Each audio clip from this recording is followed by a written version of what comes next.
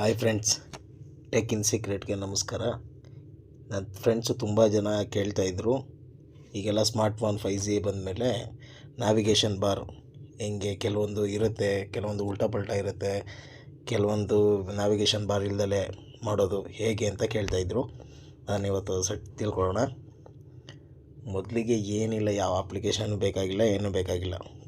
Just ನಿಮ್ಮ ಮೊಬೈಲಲ್ಲಿ ಏನು ಸೆಟ್ಟಿಂಗ್ ಇದೆ ಅದನ್ನು ಚೇಂಜ್ ಮಾಡಿಕೊಂಡ್ರೆ ಸಾಕು. ಫಸ್ಟ್ಗೆ ಸೆಟ್ಟಿಂಗ್ ಓಪನ್ ಮಾಡಿ,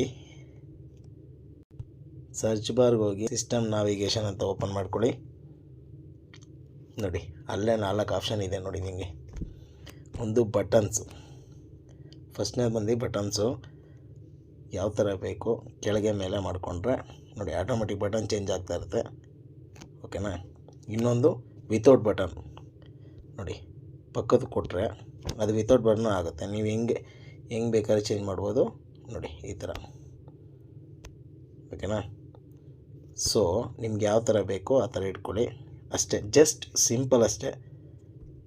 ಇದಕ್ಕೋಸ್ಕರ ತಲೆ ಕೆಡಿಸ್ಕೊಂಡು ಹುಡ್ಕೋಂಥ ಅವಶ್ಯಕತೆ ಇಲ್ಲ. ನಮ್ಮನ್ನು ಫಾಲೋ ಮಾಡಿ, ಇನ್ನು ಮುಂದೆ ಒಳ್ಳೊಳ್ಳೆ ವೀಡಿಯೋನ ಹಾಕ್ತಾಯಿರ್ತೀವಿ. ಹೀಗೆ ಫಾಲೋ ಮಾಡ್ತಾಯಿರಿ, ಸಪೋರ್ಟ್ ಮಾಡ್ತೀರಿ, ಲೈಕ್ ಮಾಡಿ, ಶೇರ್ ಮಾಡಿ, ಕಮೆಂಟ್ ಮಾಡಿ. Thank you.